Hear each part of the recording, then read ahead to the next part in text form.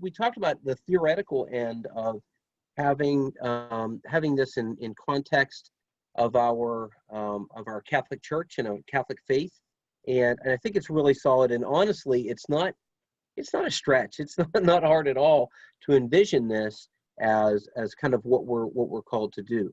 What I'd like to do is take a look at how we, in our coaching practice, in our work with individuals, when we're helping them figure out their spot in the constellation, how we make the connection between their specific gifting and their talent themes, and take a look at how that matches up with their particular giftings from an APEST standpoint, their missional calling, if you will. So in our last workshop, I introduced I introduced a concept, but didn't introduce a form necessarily for it. This form is available. I think it's already posted on the Human Formation Coalition site. If not, certainly will be within a day. And this is a way of taking a look at a person's particular strengths and mapping them and helping them understand APEST. And I've always thought that, some of you may have heard this example before, but I've always thought that the tools that we have, the strengths that we have, are our tools. So an example that one might consider is, if you have a hammer, you could have 3 different guys with a hammer. They all have a hammer. One person, though, might be a finished carpenter, and they have a smaller hammer, and to them, their hammer is all about tapping things and putting them in place and making it exact and perfect and pretty, so that everything has a fit and a finish, and the hammer is like an extension of their hand in that process. They're constantly tapping everything in and hammering in the finishing nails and making sure that everything has a fit and a polish. You have another person whose hammer is a sledgehammer, and they do demo work, and nothing gets them more excited than just tearing something down with the idea that something new is going to take its place.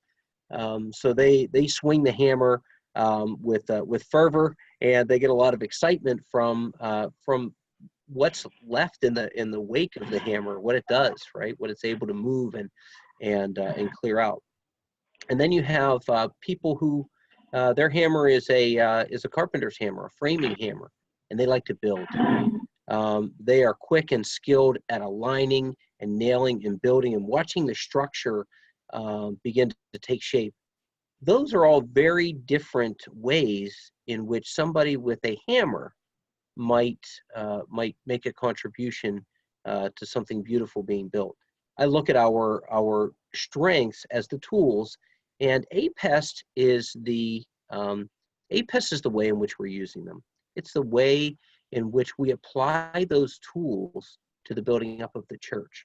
And so I'd like to walk you through a process that I use with all the folks that I coach in both strengths and APEST, and it's pretty darn simple. Okay, so I don't think you'll have any difficulty understanding it, but we'll also work through a quick example of that as well, so that you'll get an idea of what it looks like when rubber meets the road, so to speak. So basically, we have an individual list their top 5 talent themes. I have spaces for them here. And then on the right, they list their top 2 APEST ministry styles. Those 2 are normally pretty dominant, but again, with all of this, there's always unique aspects to what a person might bring to the table.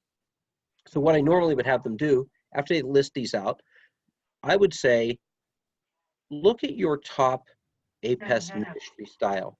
And what I'd like for you to do is draw lines from the talent themes that you think contribute to that ministry style the most for you.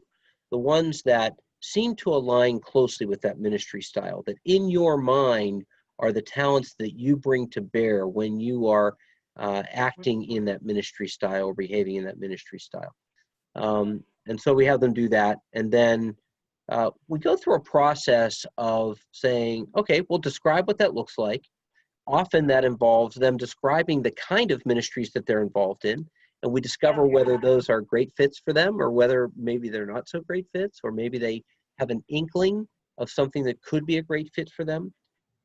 Sometimes as part of that conversation, they may not have tangible examples, but they're reaching for something. So it might be a discussion that leads to, I think I'd like to be involved in a ministry that lets me do this and brings me to this. Those are ways in which they can begin to envision what the next steps are for them. So I'll have them describe, okay, why do you see those fit? And then there are always going to be a few of the talent themes that they did not align with a particular ministry style. And so the question becomes, should they be contributing to that ministry style? Could they? And think about that a little bit. Sometimes it sparks interesting discussion on how they can bolster that ministry style by including more of their talents in it and thinking about ways in which they could incorporate that. Honestly, that question and answer has been the best source of conversation between myself and the people that I coach around APEST and their top 5 strengths, because that's where they start really digging into, how am I made? How can I apply that in this way that I know I'm already oriented to? And there's a lot of very fruitful discussion there. So that's a great encouragement. And then we would repeat the process again for the second APEST ministry style. They would draw lines, and then we would compare those. So what I'd like to do is walk you through a quick example of what that might look like.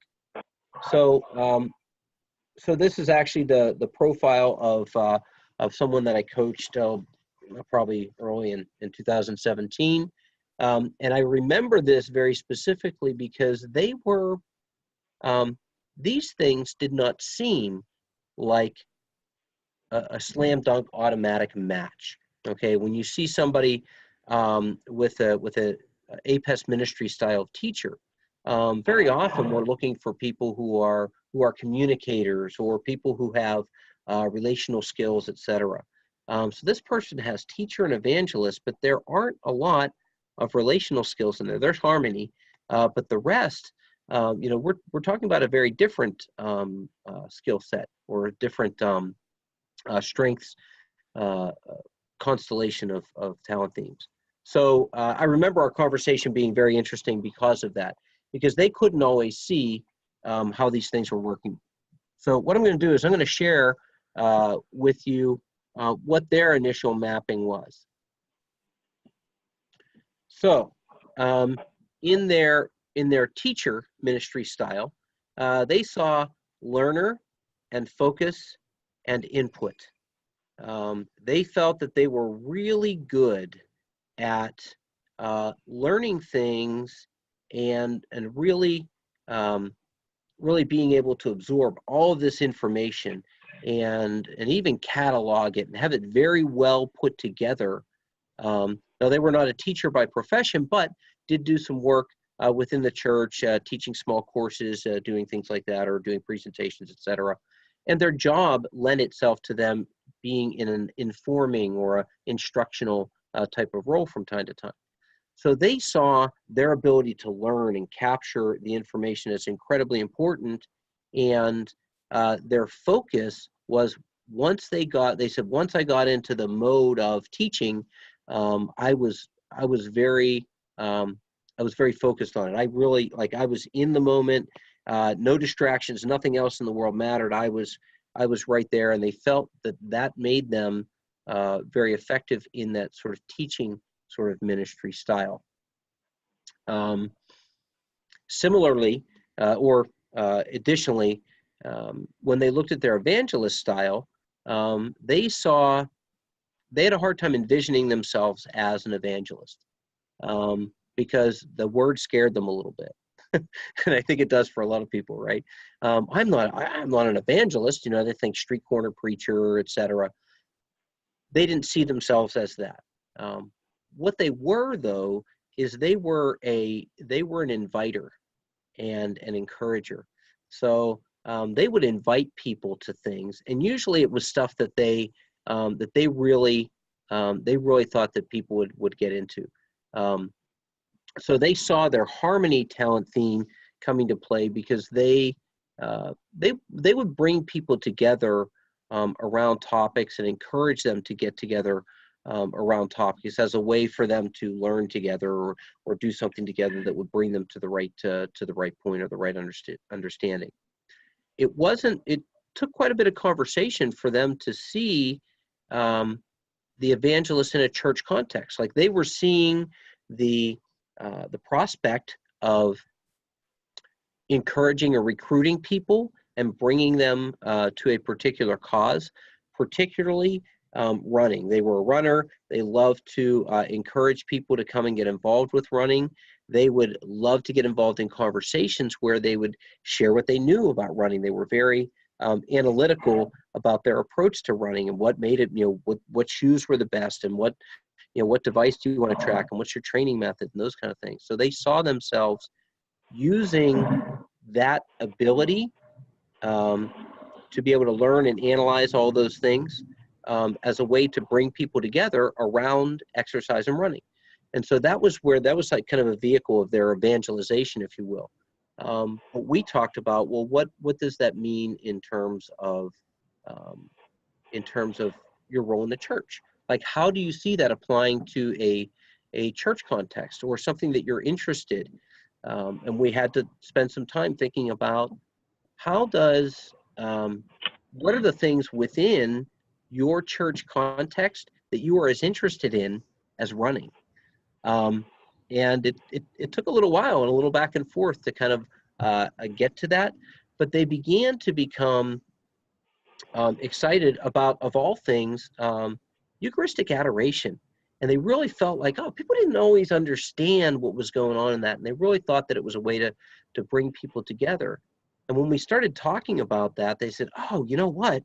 I think focus is why I love adoration so much, because I think that for me, it's important for me to take some time and really focus in. And so they developed a little bit of a passion for calling people to adoration. So that was one way in which we kind of unveiled their ability to use these talent themes there. And again, for every individual, then the question becomes, all right, well, what can you do? What should you do? What would you love to do to take these things further and further develop your ministry style using these gifts and talents? So that's a quick kind of a case study, if you will, of one individual running through there. I'd like to stop for a moment and open it up for questions.